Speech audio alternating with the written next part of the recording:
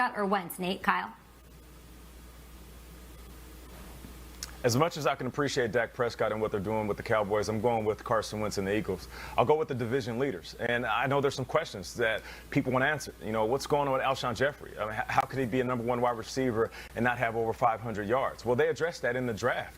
They went out there and they drafted 3 wide receivers. Their tight end play is fantastic. You see the jersey that Peter routinely puts up behind him. Miles Sanders is fantastic at the running back position. So if you encapsulate everything that they were trying to do last year and at times inconsistent, and what they did with the draft, I feel like this offense is going to be a lot better. Now, a lot of pressure falls on Carson Wentz, and I feel like he's perfectly fine with that. And for those that are questioning Jalen Reagor, he's a perfect fit for this offense and what they want out of him. I'll ask you this. Would you rather have an offense with Jalen Reagor or an offense with rigor mortis? Because last year it seems like they were stiff, they weren't alive, and all of a sudden I feel like this offense has some juice. Very serious, Nate. Wow, rigor mortis, but Nate is loose this morning. Listen, who do I want to be? I want to be Carson Wentz. I have a contract. You know, Dak's getting his card declined on Amazon, and I know Dak on paper is better players and better stats. Doesn't it feel like empty calories a little bit? I mean, I look at last year. He plays the Patriots. They score 9 points and lose. A de facto title game against the Eagles, week 16. They scored 9 points and lose. And I know maybe Jason Garrett, maybe he was at fault, but that does feel like a very convenient scapegoat. That's all gone now. You got every player in the world. You got an offensive coach. Dak, if not now, when? I'm going to go Wentz until further notice. Yeah, first off, I just think condolences from our entire show to Dak and his family. Incredibly joyous weekend for so many Cowboys fans and the organization. Huge tragedy for Dak. So we're all in Dak's corner and hope all works out for him moving forward. Just condolences there. But I will say this. I would rather be Dak in the situation, knowing I've got CeeDee Lamb coming in, knowing Amari Cooper's still here, knowing that Ezekiel Elliott's in the back, and knowing that I'm the quarterback. Like, there's no doubt that he's a quarterback. And Cowboys fans know that he's won a playoff game. He's their guy. They'll figure this thing out. The contract will work out. Carson Wentz, the stats are insane how many seasons he has finished and not been the quarterback in the final game. And I think that fan base, as much as they love their Carson Wentz and they're defensive of Carson Wentz, there is a bit of feistiness of like, okay, are you the guy? Are you the guy? Because Jalen Hurts gets drafted in the second round, and the reaction wasn't, how dare you do that to Carson Wentz? It was, why didn't we take another position because we need that? It wasn't like this insult to Wentz. I think Eagles fans know the score. They know that Carson Wentz needs to stay healthy, and they also know that he hasn't been able to finish the season the last few years. Yeah, I think the quarterback that gets to bet on himself is always in the best position. It's how they think. It's how they're wired. So I agree on Dak Presscott. At GMFB, with your thoughts, who do you think's in the best position? Who would you rather be? Heading into 2020, let us know. Hashtag GMFB. Rigor mortis makes its way into the show. Who didn't see that coming? Okay, the Steelers, they did not draft a quarterback. What's Pittsburgh there? I think Nate called him Grizzly veteran Ben Roethlisberger, who kind of looked like he'd been social distancing way before any of this all went down. But in Pittsburgh, he started just 2 games last season due to an elbow injury. He's up and throwing again, so big deal or no big deal that the Steelers didn't take a QB, Schrags, Kyle. Yeah, look, they certainly have a lot of faith that he can stay healthy, Kay. And that quarterback position is what actually kept them out of the playoffs last year. And as much as we love the Duck Hodges and the Duck Calls and Mason Rudolph and what he did, neither one of those guys were able to win a big game down the stretch. And now I'm looking at their current depth chart, and it looks like a New Jersey diner menu. You've got Rudolph, you've got Hodges, you've got Paxton Lynch, JT Barrett's on there.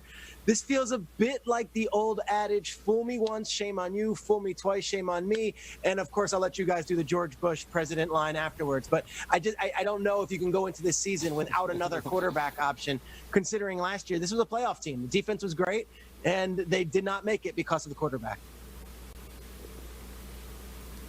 New Jersey diner, you can get a club sandwich and oysters Rockefeller in the same menu. I think it's a huge deal because I'm starting to crush on something. I'm starting to crush on the idea of the Pittsburgh Steelers and Cam Newton joining forces. That's my new crush for Cam. Ooh. Guys, Roethlisberger can't stay healthy. Spoiler alert, I hope he does. He probably can't. Cam goes there, will get in. And basically, Cam and Ben are kind of almost becoming the same guy. This big dude who takes a lot of hits and gets hurt and chucks it downfield and stays in the pocket for a long time. I would love to see that for Cam Newton, the next chapter of his career after Ben. What say you, Burleson?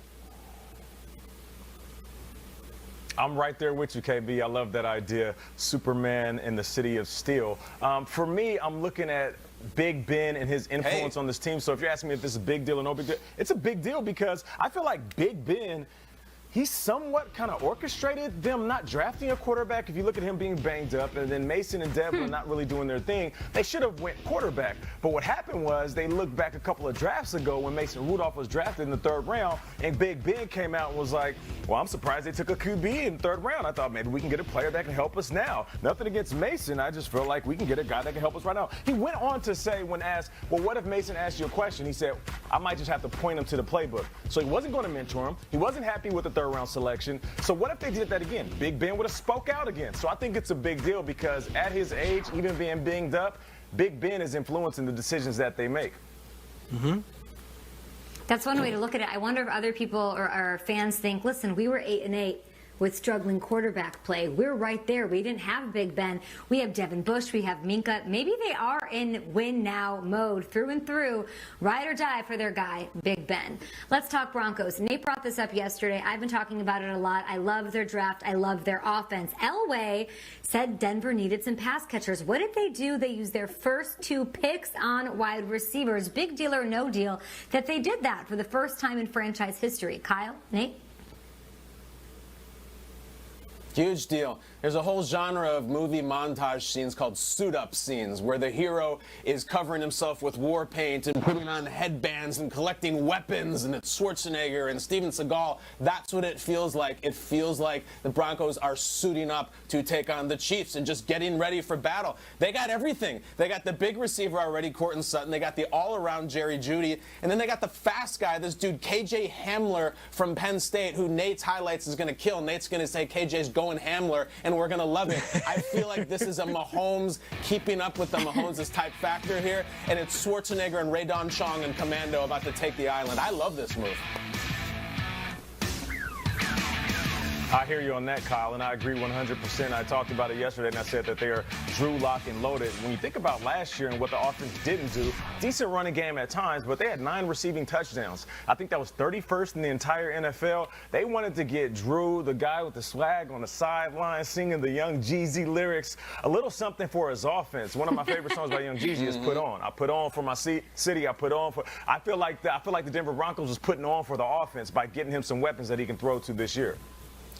Yeah, look, there's 2 strategies a team can do when you've got one of these just top dogs in the division. You can load up at the position to stop them, or you could try to compete with them. I remember the Packers a few years back when Randy Moss was with the Vikings. They would draft cornerbacks in the 1st, 2nd, 3rd, 4th round. They would just draft cornerbacks to try to stop Randy and say one of these guys will work out.